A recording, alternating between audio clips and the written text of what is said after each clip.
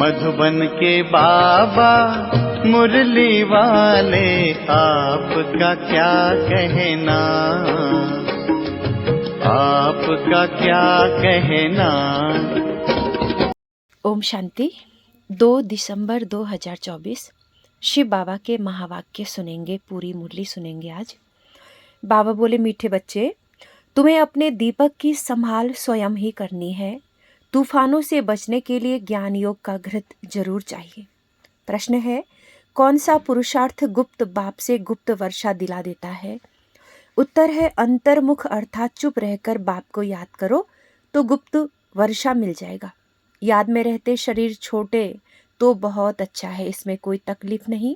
याद के साथ साथ ज्ञान योग की सर्विस भी करनी है।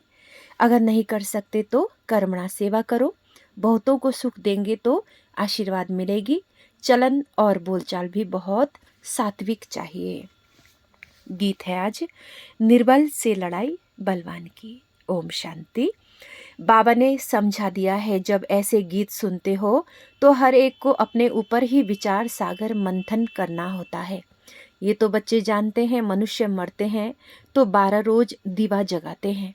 तुम फिर मरने के लिए तैयारी कर रहे हो और अपनी ज्योति पुरुषार्थ कर आप ही जगा रहे हो।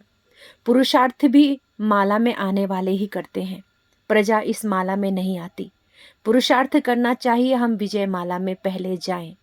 कहाँ माया बिल्ली तूफान लगाकर विकर्म न बना दे जो दीवा बुझा दे।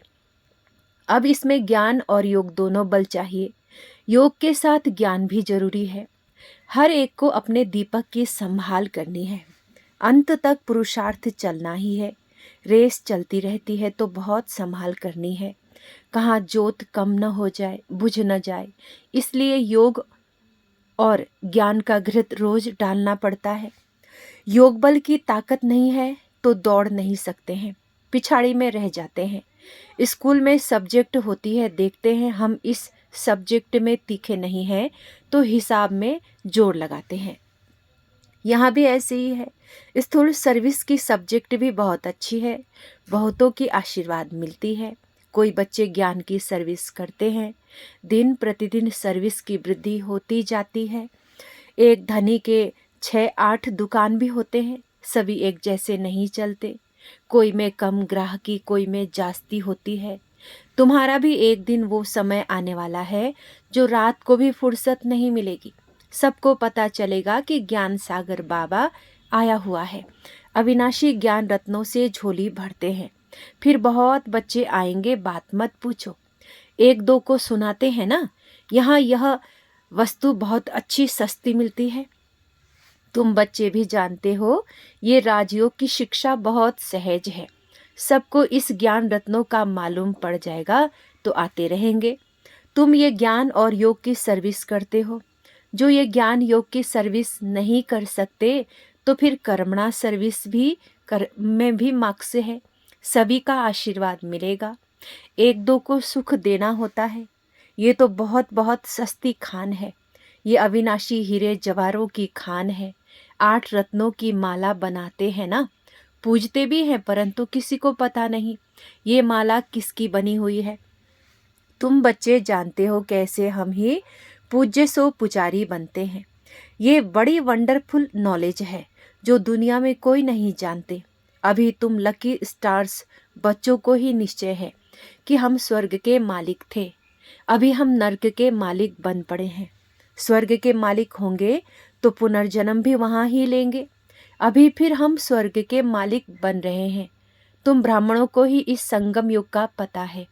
दूसरी और सारी दुनिया है कलयुग में। युग तो अलग अलग है ना। सतयुग में होंगे तो पुनर्जन्म सतयुग में लेंगे। अभी तुम संगम युग पर हो। तुम्हारे से कोई शरीर छोड़ेंगे तो संस्कारों अनुसार फिर यहाँ ही आकर जन्म लेंगे। तुम ब्राह्मण हो संगम युग के, वो शूद्र है कलयुग के। ये नॉलेज भी तुमको इस संगम पर मिलती है। तुम बीके के ज्ञान गंगाए प्रैक्टिकल में अब संगम युग पर हो। अभी तुमको रेस करनी है, दुकान संभालनी है। ज्ञान योग की धारणा नहीं होगी तो दुकान संभाल नहीं सकेंगे। सर्विस का अजूरा तो बाबा देने वाला है। यज्ञ रचा जाता है तो किस्म किस्म के ब्राह्मण लोग आ जाते हैं। फिर किसी को दक्षिणा जास्ती, किसी को कम मिलती है। अब ये परमपिता परमात्मा ने रुद्र ज्ञान यज्ञ रचा है। हम है ब्राह्मण, हमारा धंधा ही है मनुष्य को देवता बनाना। ऐसा यज्ञ और कोई होता नहीं जो कोई कहे कि हम इस यज्ञ से मनुष्य से देवता बन रहे हैं। अब इसको रुद्र ज्ञान यज्ञ अथवा पाठशाला भी कहा जाता है। ज्ञान और योग से हर एक बच्चा देवी देवता पद पा सकता है। बाबा राय भी देते हैं, तुम परमधाम से बाबा के साथ आए हो, तुम कहेंगे हम परमधाम निवासी हैं। इस समय बाबा की मत से हम स्वर्ग की स्थापना कर रहे हैं। जो स्थापना करेंगे वही जरूर मालिक बनेंगे। तुम जानते हो इस दुनिया में हम मोस्ट लकीएस्ट ज्ञान सूर्य, ज्ञान चंद्रमा और ज्ञान सितारे हैं। बनाने वाला है ज्ञान सागर। वो ज्ञान सूर्य, चांद, सितारे तो स्थूल में है ना, उनके साथ हमारी भेंट है। तो हम भी फिर ज्ञान सूर्य, ज्ञान चंद्रमा, ज्ञान सितारे होंगे। हमको ऐसा बनाने वाला है ज्ञान का सागर। नाम तो पड़ेगा ना, ज्ञान सूर्य अथवा ज्ञान सागर के हम बच्चे हैं।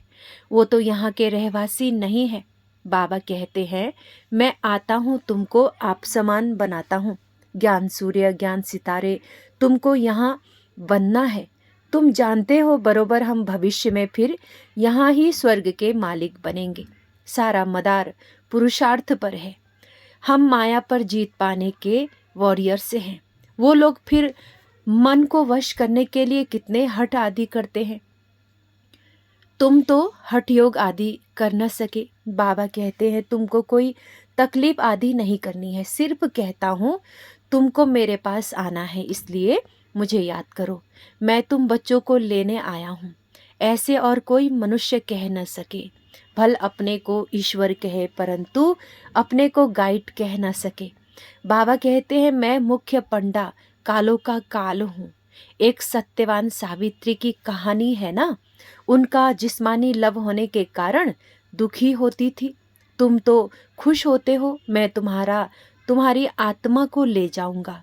तुम कभी दुखी नहीं होंगे। जानते हो हमारा बाबा आया है स्वीट होम में ले जाने, जिसको मुक्ति धाम, निर्वाण धाम कहा जाता है। कहते हैं मैं सभी कालों का काल हूँ। वो तो एक आत्मा को ले जाते हैं, मैं तो कितना बड़ा काल हूँ। 5000 वर्ष पहले भी मैं गाइड बन सभी को ले गया था। साजन सजनियों को वापस ले जाते हैं तो उनको याद करना पड़े। तुम जानते हो अभी हम पढ़ रहे हैं, फिर यहाँ आएंगे, पहले स्वीट होम जाएंगे, फिर नीचे आएंगे। तुम बच्चे स्वर्ग के सितारे, आगे नर्क के थे। सितारे बच्चों को कहा जाता है। लकी सितारे नंबरवार पुरुषार्थ अनुसार है। तुमको दादे की मिल्कियत मिलती है। खान बड़ी जबरदस्त है और ये खान एक ही बार निकलती है। वो खानियाँ तो बहुत है ना, निकलती रहती है। कोई बैठ ढूंढे तो बहुत हैं। ये तो एक ही बार एक ही खान मिलती है, अविनाशी ज्ञान रत्नों की।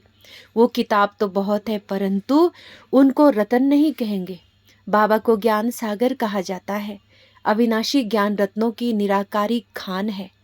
इन रत्नों से हम झोलियां भरते रहते हैं। तुम बच्चों को खुशी होनी चाहिए। हर एक को फखुर भी होता है। दुकान पर धंधा जास्ती होता है तो नामाचार भी होता है। यहाँ प्रजा भी बना रहे हैं तो वारिस भी बना रहे हैं। यहाँ से रत्नों की झोली भरकर फिर जाएंगे, दान देना है। परमपिता परमात्मा ही ज्ञान सागर हैं, जो ज्ञान रत्नों से झोली भरते हैं।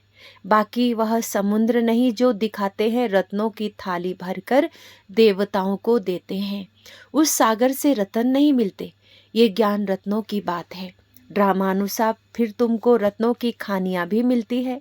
वहाँ ढेर हीरे जवाहरात होंगे, जिससे फिर भक्ति मार्ग में मंदिर आदि बनाएंगे। अर्थक्वेक आदि होने से सब अंदर चले जाते हैं। वहाँ महल आदि तो बहुत बनते हैं, एक नहीं। यहाँ भी राजाओं की कंपटीशन होती है बहुत। तुम बच्चे जानते हो हूबहू कल्प पहले जैसा मकान बनाया था वैसा फिर बनाएंगे। वहाँ तो बहुत सहज मकान आदि बनते होंगे। साइंस बहुत काम देती है, परंतु वहाँ साइंस अक्षर नहीं होगा। साइंस को हिंदी में विज्ञान कहते हैं। आजकल तो विज्ञान भवन भी नाम रख दिया है। विज्ञान अक्षर ज्ञान के साथ भी लगता है।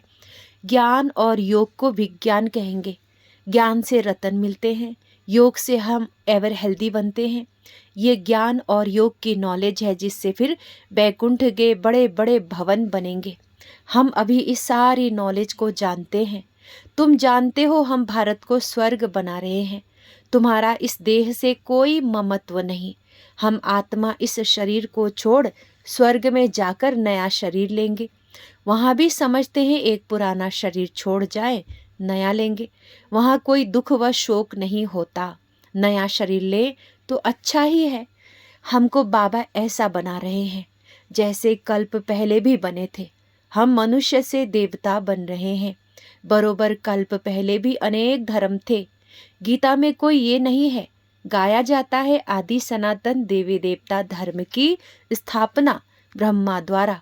अनेक धर्मों का विनाश कैसे होता है सो तुम समझा सकते हो।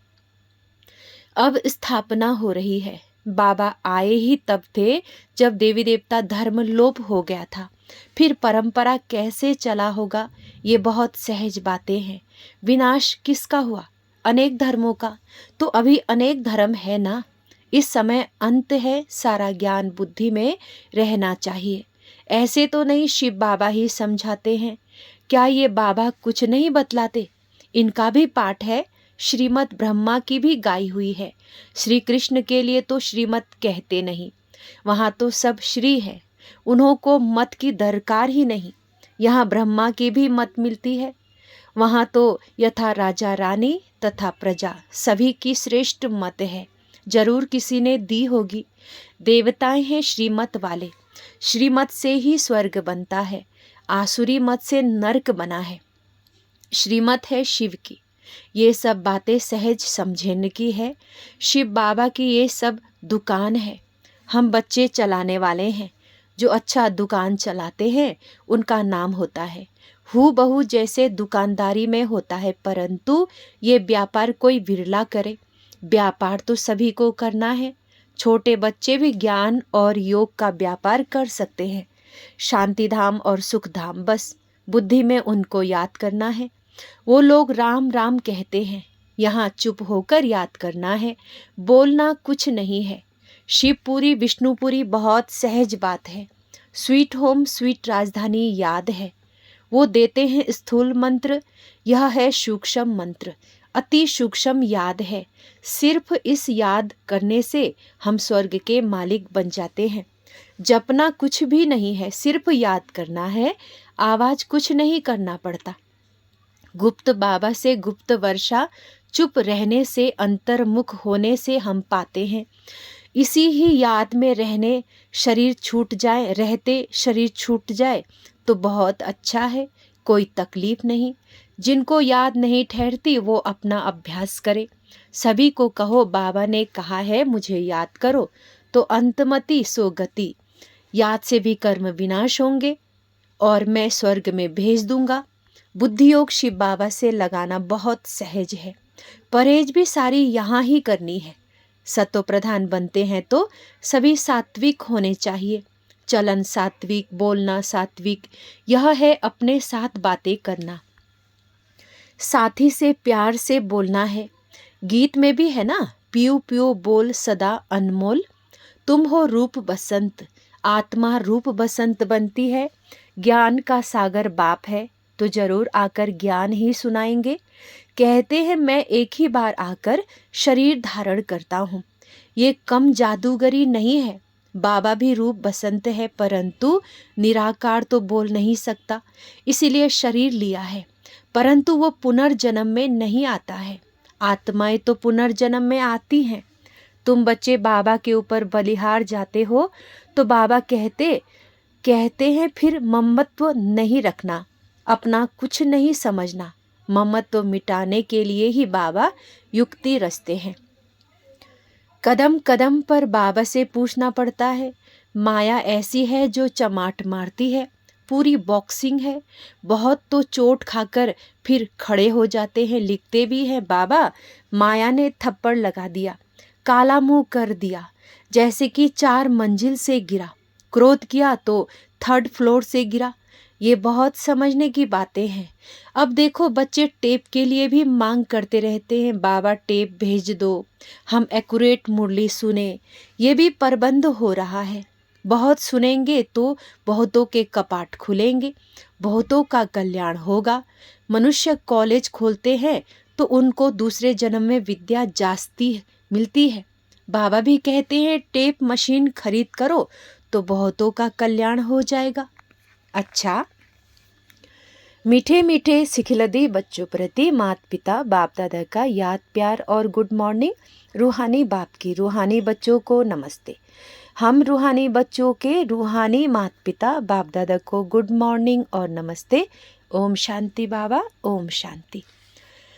धारणा के लिए मुख्य सार। पहला पॉइंट है, सतो प्रधान बनने के लिए बहुत बहुत परहेज से चलना है। अपना खान पान बोलचाल सब सात्विक रखना है। बाप समान रूप बसंत बनना है। दूसरा पॉइंट, अविनाशी ज्ञान रत्नों की निराकारी खान से अपनी झोली भरकर अपार खुशी में रहना है और दूसरों को भी इन रत्नों का दान देना है। वरदान है आज का, नष्टो मोहाबन, दुख अशांति के नाम निशान को समाप्त करने वाले स्मृति स्वरूप भव। विस्तार, जो सदा एक की स्मृति में रहते हैं उनकी स्थिति एक रस हो जाती है। एक रस स्थिति का अर्थ है एक द्वारा सर्व संबंध सर्व प्राप्तियों के रस का अनुभव करना। जो बाप को सर्व संबंध से अपना बनाकर स्मृति स्वरूप रहते हैं वह सहज ही नष्टो मोहा बन जाते हैं। जो नष्टो मोहा हैं उन्हें कभी कमाने में, धन संभालने में, किसी के बीमार होने में दुख की लहर आ नहीं सकती। नष्टो मोहा अर्थात दुख अशांति का नाम निशान न हो, सदा बेफिक्र। स्लोगन है, क्षमाशील वह है जो रहमदिल बन सर्व को दुआएं देते रहे। क्षमाशील वह है जो रहमदिल बन सर्व को दुआएं देते रहें। अच्छा, ओम शांति, ओम शांति, ओम शांति।